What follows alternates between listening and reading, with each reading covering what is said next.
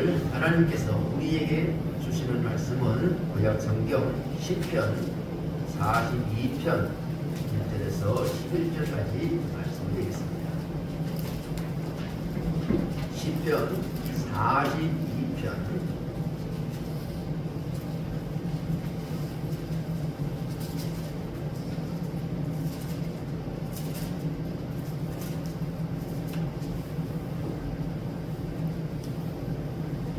1절에서부터 11절까지 한 절씩 교독 하겠습니다. 시편 42편 1절입니다. 하나님이여 사슴이 신의 물을 찾기에 갈급함같이 내 영혼이 주를 찾기에 갈급하니이다.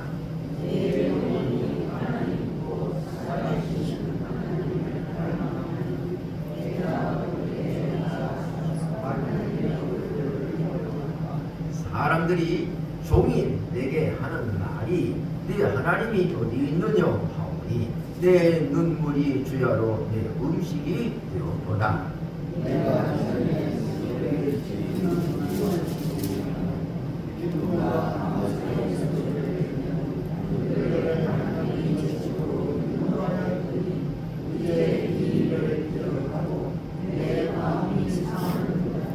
내 영혼아 네가 어찌하여 낙심하며 어찌하여 내 속에서 불안해하는가.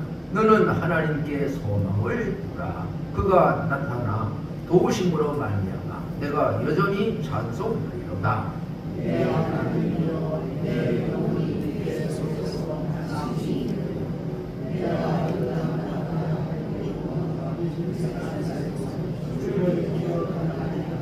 주의 폭포 소리에 깊은 바다가 서로 부르며 주의 모든 파도와 물결이 나를 휩쓸었나이다. 하나님은 여호와께서 그의 인자하심을 베푸시고 하나님은 그의 장소이 그에 있어 생명의 하나님께 기도하노니와 내 반석이신 하나님께 말하기를 어찌하여 나를 잊으셨나이까. 내가 어찌하여 원수의 앞제로 말미암아 슬프게 다니나이까 하리로다. 내 뼈를 찌르는 칼같이 내 대적이 나를 향하여 너를 내게 말하기를 내 하나님이 어디 있느냐. 다같이요. 내 영혼아 네가 어찌하여 낙심하며 어찌하여 내 속에서 불안해하는가. 너는 하나님께 소망을 두라. 나는 그가 나타나 도우심으로 말미암아 내 하나님을 여전히 찬송하리로다. 아멘. 오늘 우리 함께 부를 성가 성가대 찬양은 괴로울 때 주님의 얼굴 보라. 평화의 주님 바라보아라. 세상에서 시달린 친구들아 위로의 주님 바라보아라. 힘이 없고 내 마음 연약할 때에 능력의 주님 바라보아라. 주의 이름 부르는 모든 자는 힘주시고 늘 지켜주시니 눈을 들어 주님을 보라. 모든 염려 주께 맡기라. 슬플 때 주님의 얼굴 보고 사랑의 주님 안식 줄 것이다.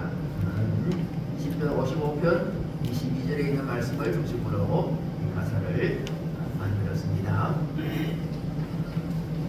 오늘 우리 이 찬송 내용에 주님 바라보아라 하는 그 바라본다고 하는 그 말하고 오늘 시편 42편에 있는 말씀처럼 하나님을 소망하라 하는 말하고 이 소망이란 말하고 바라본다고 하는 말이 다 같은 말. 히브리어 성경에서는 다 같은 말로 번역을 그렇게 한 것입니다. 그래서 주님을 소망하는 믿음을 가지고 찬양하겠습니다.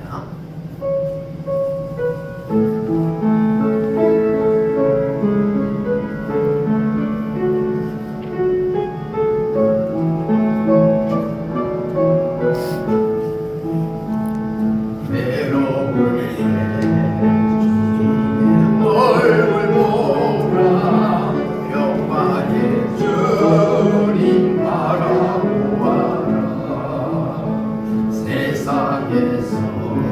시달린 친구들아 위로의 주님 바라보아라. 눈을 들어 주를 보라. 내 모든 염려 주께 맡겨라. 슬플 때에 주님의 얼굴 보라. 사랑의 주님 안식 주리라. 힘이 없고 내 마음 연약할 때 능력의 주님 바라보아라. 주의 이름으로는 모든 삶을 힘주시고 늘 지켜주시고 눈을 들어 주를 보라. 내 모든 염려 주께 맡겨라. 슬플 때에 주님의 얼굴 보라. 사랑의 주님 안식 주리라. 괴로울 때 주님의 얼굴 보라. 괴로울 때 주님의 얼굴 보라. 나의 주님 바라보아라. 세상에서 시달린 친구들아 위로의 주님 바라보아라. 눈을 들어 주를 보라. 내 모든 염려 주께 맡겨라. 슬플 때에 주님의 얼굴 보라. 사랑의 주님 안식 주리라. 힘이 없고 내 마음 연약할 때 능력의 주님 바라보아라. 주의 이름 모든 삶은 힘주시고 늘 지켜주시니 눈을 들어 주를 보라. 내 모든 염려 주께 맡겨라. 슬플 때에 주님의 얼굴 보라. 사랑의 주님 안식 주리라. 눈을 들어 주를 보라. 눈을 들어 주를 보라. 내 모든 염려 주께 맡겨라. 슬플 때에 주님의 얼굴 보라. 사랑의 주님 안식 주리라. 아멘.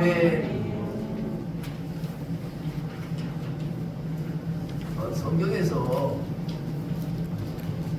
말씀하고 있는 질병 중에서 제일 심각한 그 병을 나병이라고 말합니다. 오늘날에 있어서도 사실 나병이 심각한 병일 수밖에 없습니다. 옛날하고는 많이 다르지만 그래도 보통 어려운 병이 아닙니다. 좀 많이 모든 사람에게 참 위험이 되는 병이 암인데 일종의 제가 의사는 아니기 때문에 이렇게 말을 하기는 조금 어폐가 있을 수도 있습니다만은 저는 그런 생각이 듭니다. 나병은 일종의 피부암이 아니냐 이렇게 이렇게까지도 볼 수 있는 정도의 심각한 병입니다. 이 남역이 왜 영적으로 문제가 되느냐? 영적인 남역이 영적인 의미에서 심각한 문제가 되는 이유 중에 하나가 우리가 잘 아시는 대로 이 남역은 감각을 없애버립니다. 우리 몸에 있는 이런 통증을 알게 하는 요 기관들을 다 마비시키는 것입니다. 그래서 문제가 생겨도 병이 있어도 아프지 않으니까 별 문제가 없다고 생각합니다. 그러다가 어느 순간이 되면 발병이 심각해지면 이제 겉으로 표현되고 증상이 나타나게 됩니다. 그렇게 되면 그때는 고치기가 어려운 거예요. 우리의 감각기관을 마비시키기 때문에 이 남역이 무섭다는 것입니다.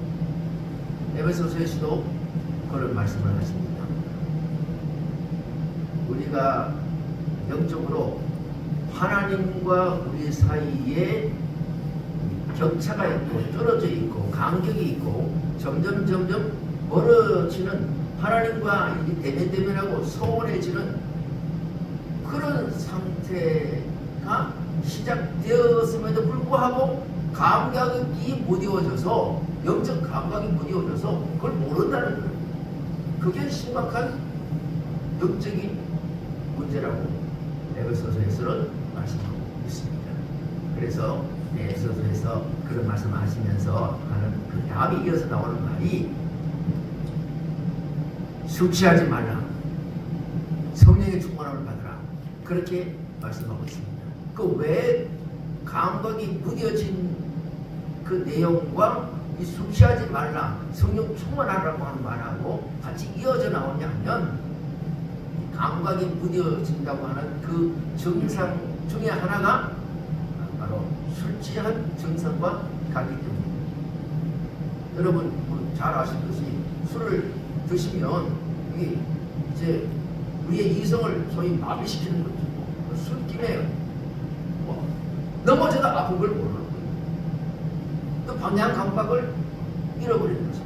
그래서 음주운전 해가지고 사고를 내면 자기도 물론 피해를 입지만 상대방 가만히 운전하고 가는 상대방도 그렇게 피해를 입고 심지어는 죽게 되는 그런 어려움을 겪게 되는 것입니다.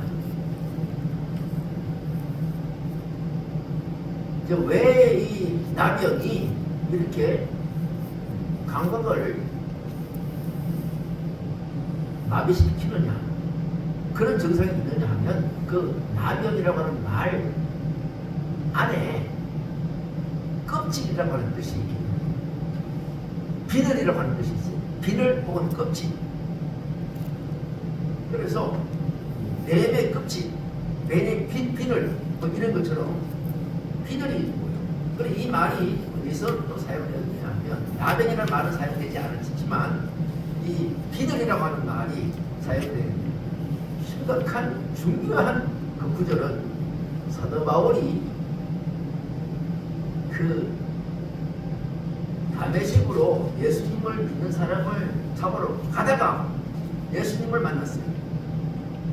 예수님, 빛이신 예수님을 만났어요. 그 빛에 의해서 눈이 멀어버렸어요.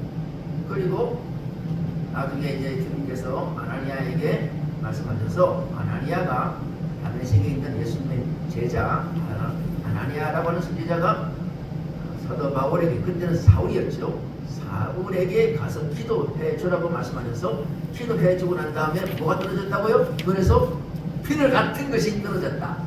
요 비늘이 나병이라는 어머랑 다 똑같은 거예요. 쉽게 말씀드리면 이런 거예요.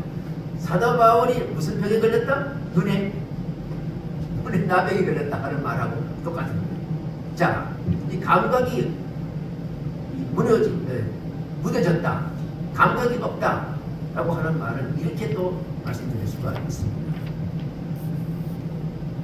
사도 바울이 사울이었을 때에 예수님을 믿는 사람을 잡아로 가고 예수님 믿는 사람을 죽일 때 스데반을 돌로 쳐서 죽인 거 아닙니까?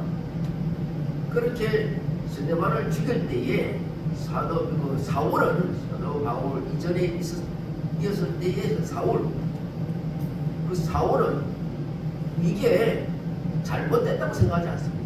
아니, 예수 믿는 사람이 잘못되었다고 생각하기 때문에 자기는 너무 당연한 일이고 오히려 잘 믿는 일이라고 생각하고 있었다는 것입니다.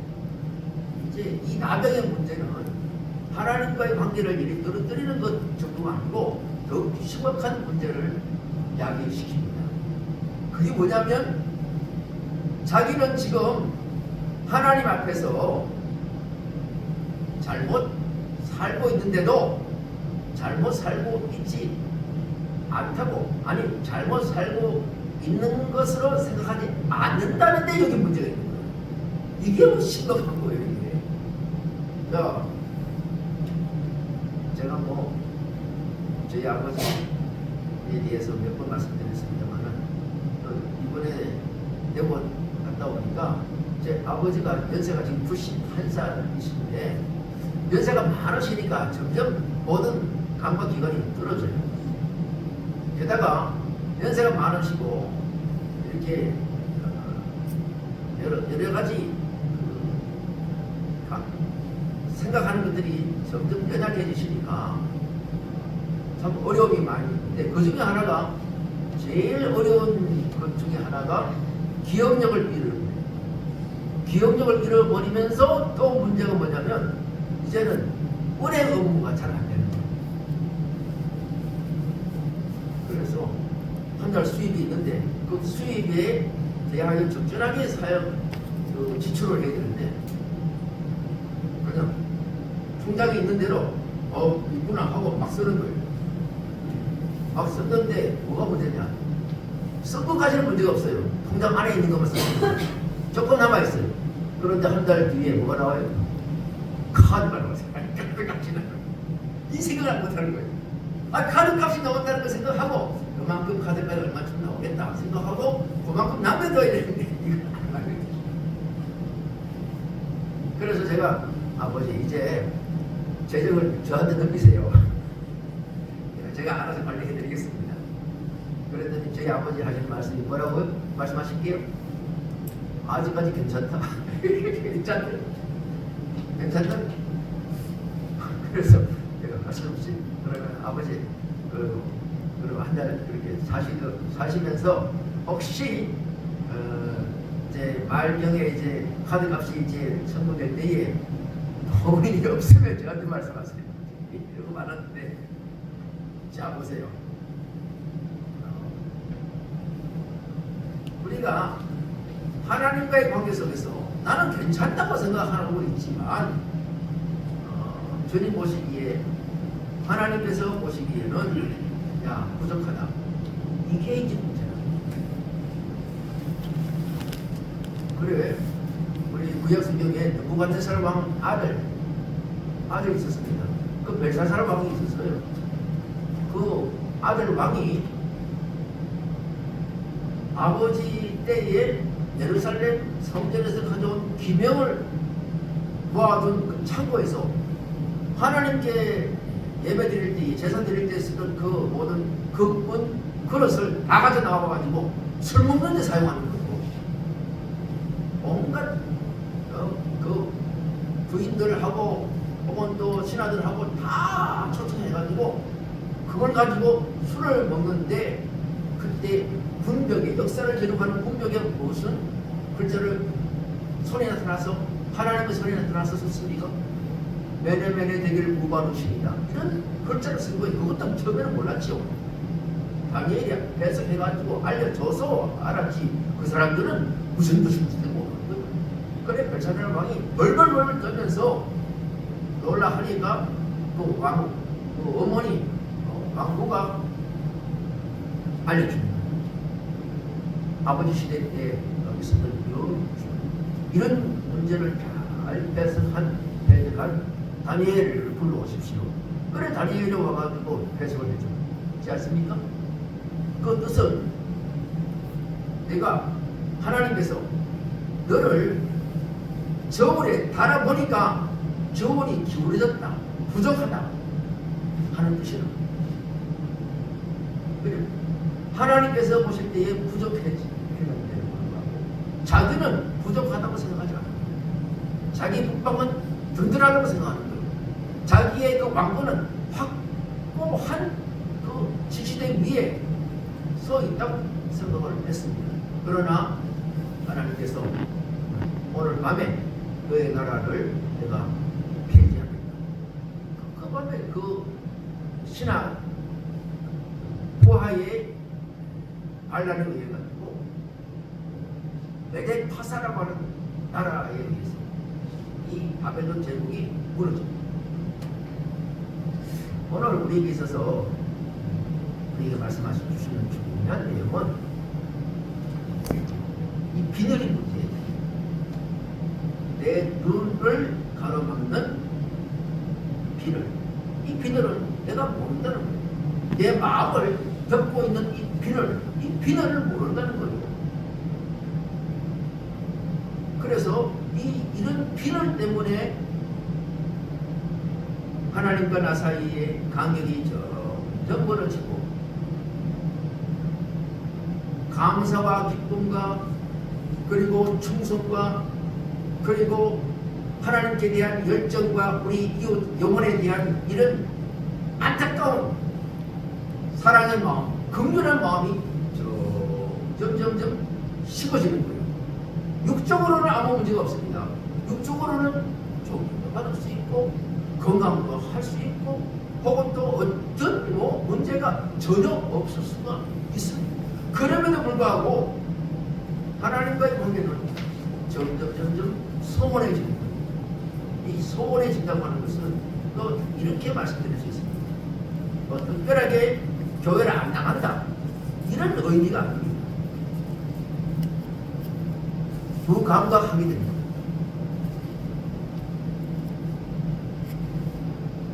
항상 기뻐하라, 쉬지 말고 기도하라, 동사에 감사하라 하는 이 내용이 그저 일반적인 기쁨, 일반적인 기도, 일반적인 감사는 있어요. 그러나 더 하나님께로 나아가고자 하는 생명을 사랑하는 그 마음이 더 발전되지 못하고 충만하지 못하고 더 많아지지 못하고 머물러 있는 이게 뭐냐? 영적으로 이게 뭐냐 하면 이게 바로 낙심입니다. 우리는 낙심한다고 해가지고 어떤 마음에 근심이 많은 것을 낙심이라고 하지만 꼭 그렇지만은 않습니다. 이 낙심이라고 하는 것은 오늘 우리 성경에 10편 42편에 있는 그 낙심이라고 하는 것은 이런 뜻입니다. 우울이 오래 가는 것을 말하는 것. 이제 그 우울은 어떤 우울이냐면 이제 어머니가 돌아가셨다든지 가까운 아주 사랑하는 사람이 돌아가셨습니다. 그런데 그 가까운 사람이 돌아가셨는데 그 슬픔이 잠시 있다가 슬픔을 이기고 또 일상생활을 해야 되는데 그렇게 하지 못하고 이게 계속해서 그 슬픔이 자기를 지배하고 있는 겁니다. 여러분 어떤 제가 알고 있는 어떤 집사님, 어떤 권사님, 장로님 가정에 그런 우울이 있더라고요. 아들이 그 한 40대 정도에서 갑자기 세상을 떠났어요. 그런데 그 부모님들이 그 아들을 아직까지 그 떠나를 보내지 못하고 계속 가슴에, 마음에 담고 있는 거예요. 그래서 그것 때문에 계속해서 그분들이 습하는, 우울해하는 거예요. 떠나보내야 되는데. 여러분, 이게 마음대로 안 됩니다. 떠나보내는 거 그렇게 쉽지 않습니다. 이런 슬픔이 계속해서 오래 지속되는 상태가 이 낙심이라. 또 오늘 성경에 보면 내 영혼아 네가 어찌하여 내 속에서 불안해하는가. 이 불안이라고 하는 것은 평화가 없다 그런 의미이지만 좀 더 깊은 이 히브리어 성경에서 말씀하고 있는 그 불안이라고 하는 것은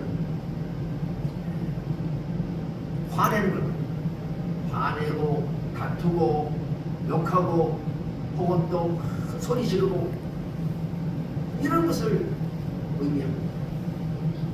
그래서 우리 이 성도들이 하나님 앞에서 믿음으로 산다고 하지만 이런 낙심과 불안, 이런 우울, 또 심지어는 적극적으로 조용할 때는 조용하지만 어떤 문제가 생기면 화를 내거나 혹은 또 못 견디고 참지 못하고 못 견디거나 소리를 지르거나 혹은 또 안정되지 못하는 모습을 보여줄 때에는 똑같이 영적인 질병이라고 하는 것을 우리가 진단할 수가 있는 것입니다.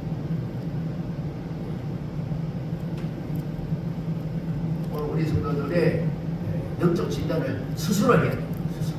말씀을 통하여 내 모습을, 내 믿음을 스스로 진단하면서 내게 이런 증상이 있다 하는 것을 내가 깊이 묵상하면서 기도해야 성령의 도우심을 받아서 성령께서 내 마음을 비춰주시기를 기도하면서 하나님 앞에 믿음으로 살도록 오늘 사슴이 시냇물을 갈급함같이 하나님을 갈망하여 내 문제를 풀어주시기를 하나님 앞에 간절히 기도해야 될 줄 믿습니다.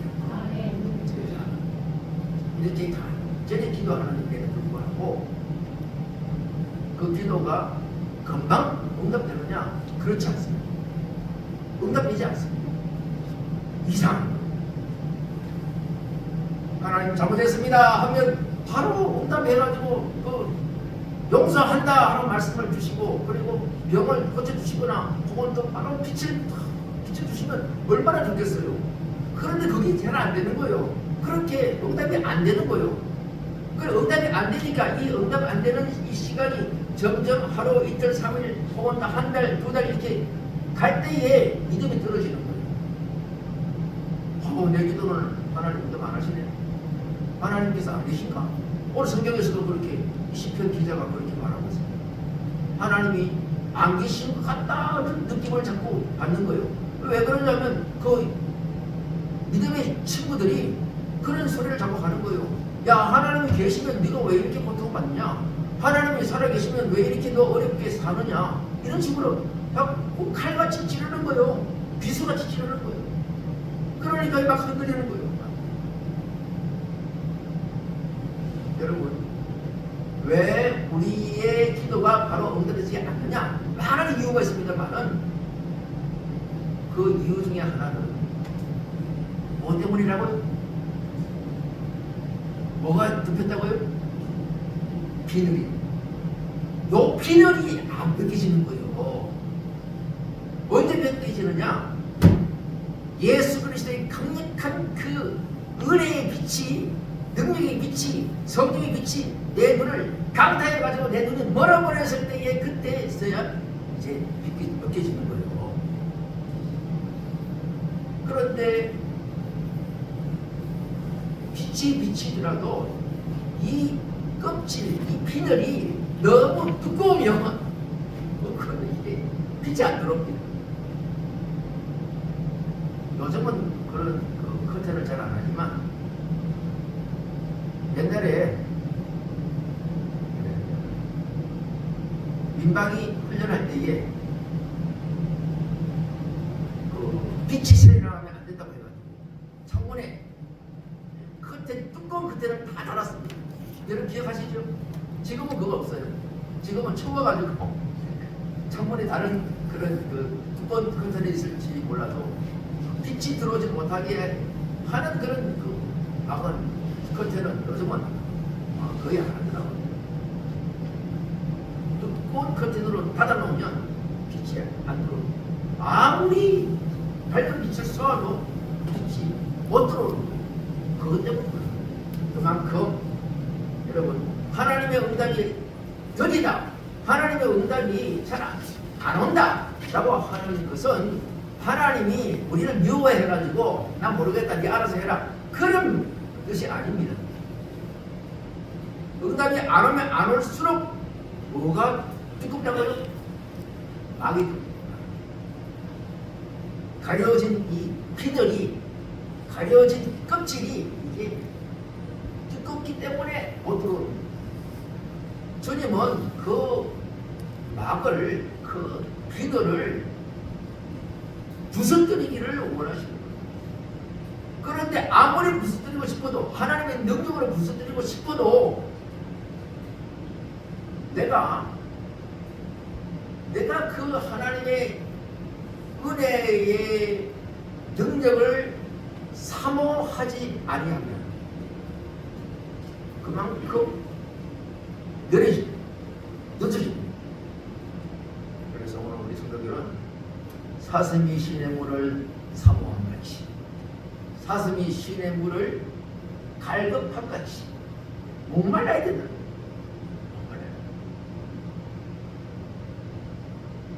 오늘 우리 성도들은 이런 목마른 자, 영적으로 목마른 자가 되기를 축복합니다. 근데 이제 문제가 뭐예요? 목이 안 마르다는 거예요. 목마르다 그랬는데도 목이 안 말라. 자,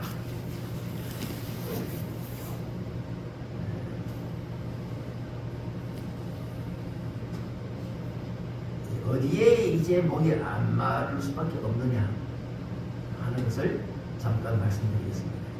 이 원인이 어디 있느냐 하면 이렇게 또 말씀드릴 수가 있습니다. 구약 성경에서의 죄는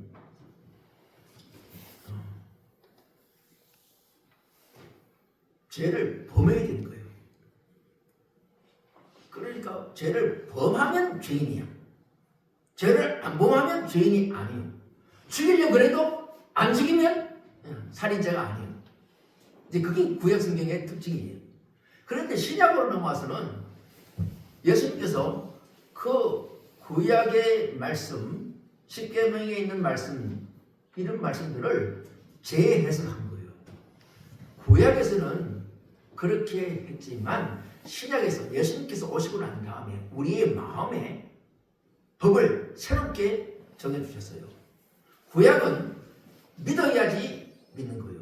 신기한 그 믿는다고 하는 것은 행해야지 믿는 거예요.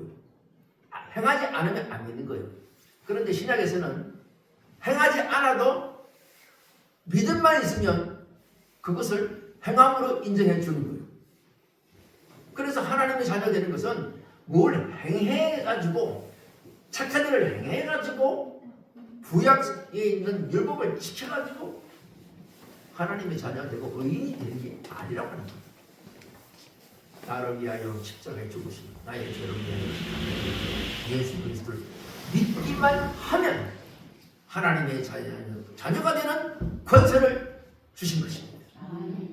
그래서 이제 우리가 이 믿음으로, 마음의 믿음으로, 받아들임으로 의인되는 거예요. 이처럼 이런 법에 의해서 예수님께서 구약에 있는 이 말씀, 죽여야지 살인죄가 된다고 하는 이 말씀을 다시 말씀하신 거예요. 재해석하신 거예요.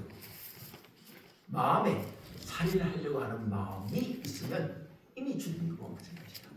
그런데 이 마음에 살인을 하려고 하는 마음이라는 것은 죽여야겠다 하는 그런 마음은 말할 것도 없고, 마태복음 5장 22절에 이렇게 말씀하십니다.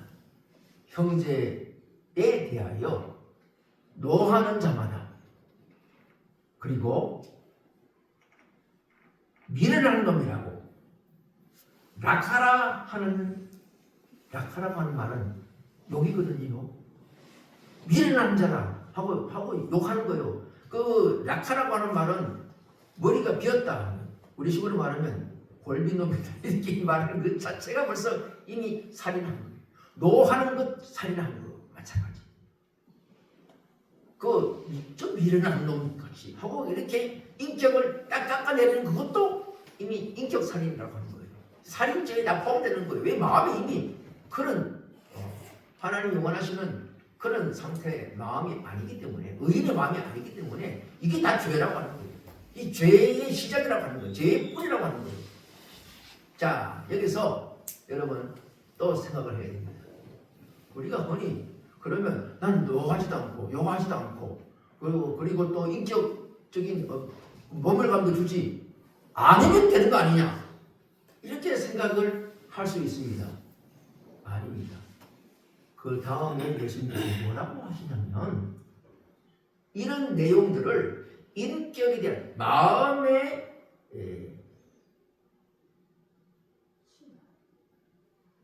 성령의 원치 않는 마음의 상태까지도 회개해야 된다고 하는 것을 이렇게 말씀하십니다. 어떤 사람이 예물을 드리려고 가다가 이 불안한 사람이 생각난 거예요. 문제가 있다고 하는 것이 생각나는 거예요. 어떤 사람하고 뭔가 이게 틀렸다고 하는 것을 생각이 난 거예요. 그래가지고 이 사람에게 다시 예물을 그대로 두고 가가지고 뭐하고, 옛날 성경에서는 사화하고 지금 성경에서는 화목하고 화해하고 돌아가서 예물을 드리라 하는 거예요. 이 화해라고 하는 이 말이 어떤 뜻이냐면 두 가지 말이 합쳐져 가지고 만들어진 내용이 이 말인데, 속으로라고 하는 이 말하고 그 다음에 체인지 바꾸라 하는 말하고 이 같이 이게 연결해 가지고 하나가 된 말. 무슨 말입니까? 화해하라, 화목하라고 하는 말은 그 사람이 속으로 들어가서 그 사람이 지금 나하고 이렇게 맺혀 있는 것을 바꿔줘라, 풀어라라고 하는 말이에요. 풀어라. 그래서 오늘 우리 성도들이 어디에서 이 맺혀져 있는 것을 단계별로 심각하게 하나님 앞에 묻고 기도하면서 자기의 증상을 발견할 때에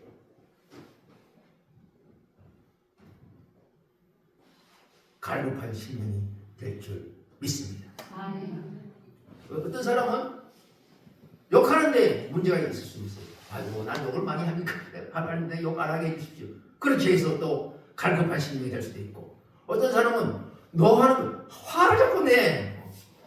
그래서 화를 내는데 요즘 우리식으로 좀 더 적용을 하면 화를 내지 않지만 뭘 자꾸 내냐면 신경질을 낸다.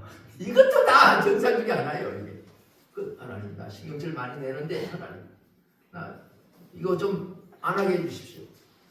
변화시켜 주십시오. 다 하나하나 내 문제를 놓고 정상에 따라서 내 문제를 놓고 하나님께 내놓을 때에 그것이 바로 갈급한 심령이 되는 줄 믿습니다.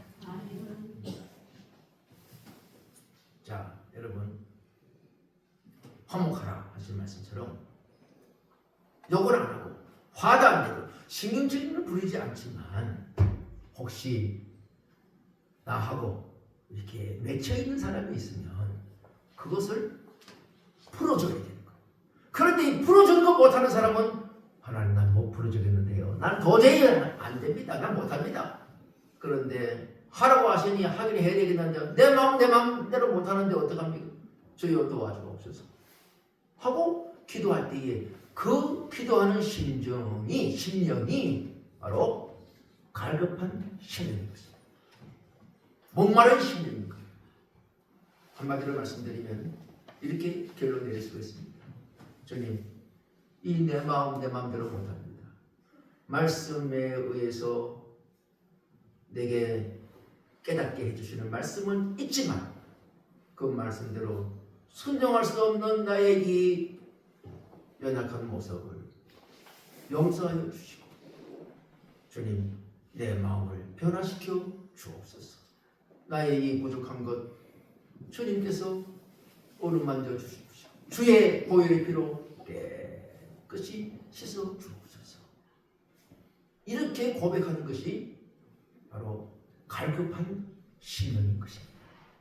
시냇물을 사슴이 갈급해 하듯이 목말라 하듯이 우리가 하나님의 성령을 근심되게 하지 않기 위하여 목말라 하는 심령, 그 심령으로 주님 앞에 기도할 때에, 소원할 때에, 사모할 때에 주님을 간절히 바라고 주님의 인재를 주님께서 나타나셔서 우리의 눈, 껍질을, 나병을 다 제거해 주시기를 소원할 때에 주께서 우리의 비늘을 벗겨주실 줄 믿습니다. 나병같이 악한 병도 다 깨끗게 해 주실 줄 믿습니다. 하나님 아버지 감사합니다.